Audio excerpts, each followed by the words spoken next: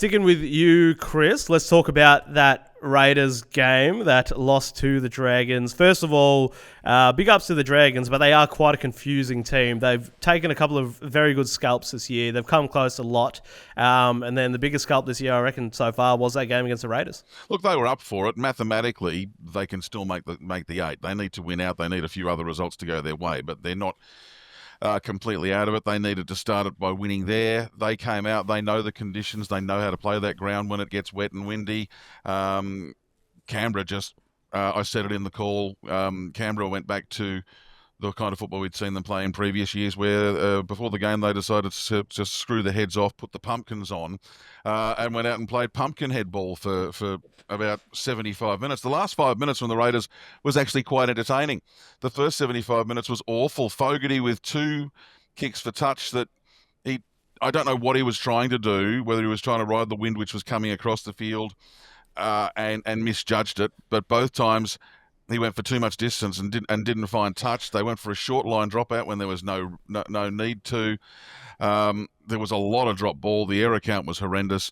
But having said that, for the past few weeks, I think the Raiders have been playing down to the level of their opposition. They played down to the level that St George had previously displayed, and St George was smart and came in and they took over. They took the initiative, and they stopped the Raiders scoring points with a massive wind at their back. Well done to the Dragons. You've given your fans a little bit of hope. There are fans saying that it was the Raiders' loss that they need to have. I do not subscribe to that theory in any way, shape or form. I'm going to jump on this, Chris, because was it last week, Phoenix, that I said Canberra could benefit from losing a game? Did I say that last week? I'll tell you why.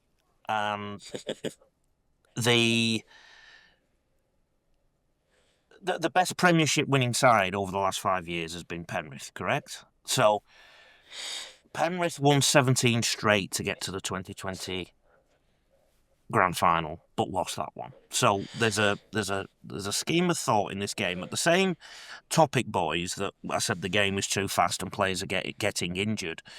Can you imagine how hard it is to get up mentally for each fixture every week with this going on? Okay.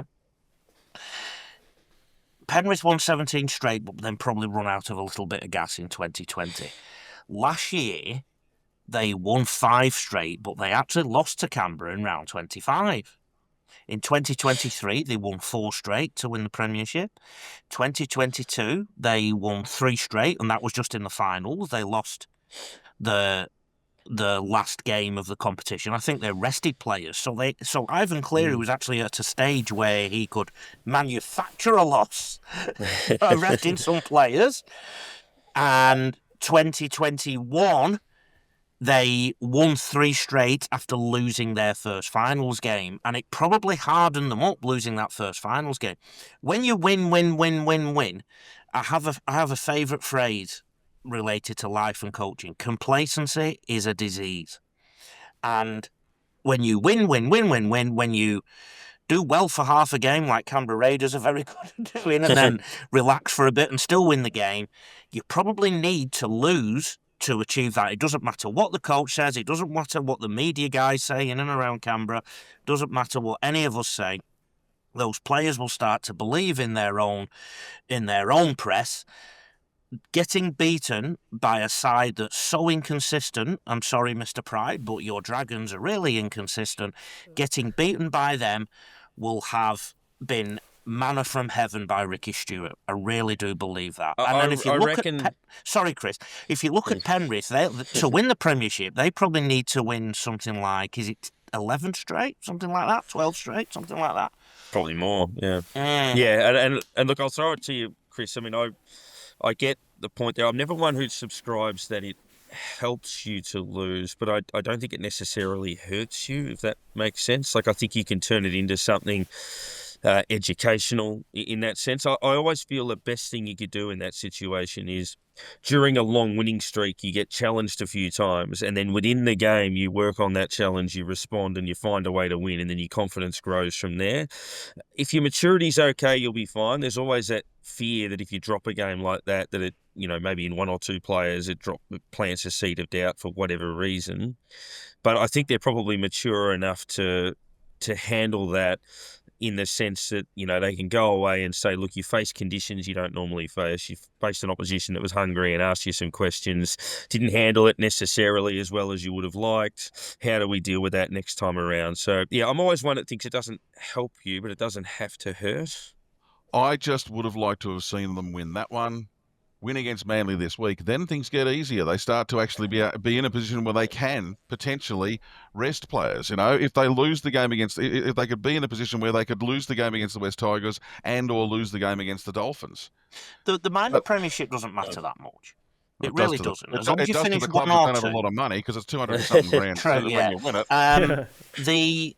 The other factor that comes into these games at this time of year is how they manage that physical workload. So, for example, Penrith have to keep winning, okay? So Ivan Cleary doesn't have the same luxury he had for the previous 4 or 5 years. Canberra don't need to keep winning, quite frankly, and they can still win the Manly Premiership. They've still got a bye to throw in there, remember. They've got some good home games that they should fancy themselves, and they've got a cushion.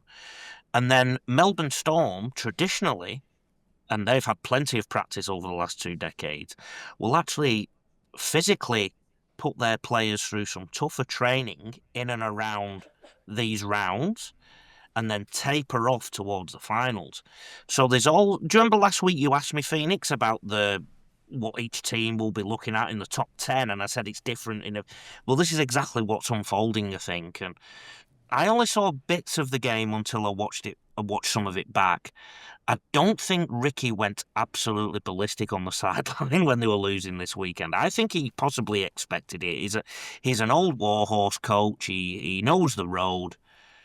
I know you're a passionate Canberra man, Chris, but honestly, write it off, move on, flog man. Look, they've got to, but they're up against a Manly side this week who are now in a must-win game. Then they've got the bye. If Manly come out, and Manly's a bogey side for Canberra, if Manly come out and do a Sea Eagles on Canberra again this week, suddenly the Raiders go into the bye off the back of 2 losses up against Penrith in the Mudgee game, which is one of their big fixtures.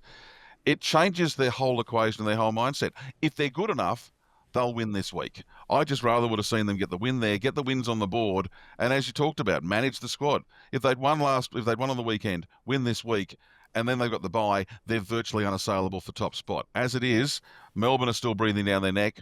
But having said that, Melbourne and the Bulldogs, the next 2 teams down, have 4 or 5 games against top 8 opposition. Canberra has 1 plus a bye. So it's not the end of the world. I just would have rather seen the Raiders control the narrative a little bit better than they're going to be able to for the next week or 2.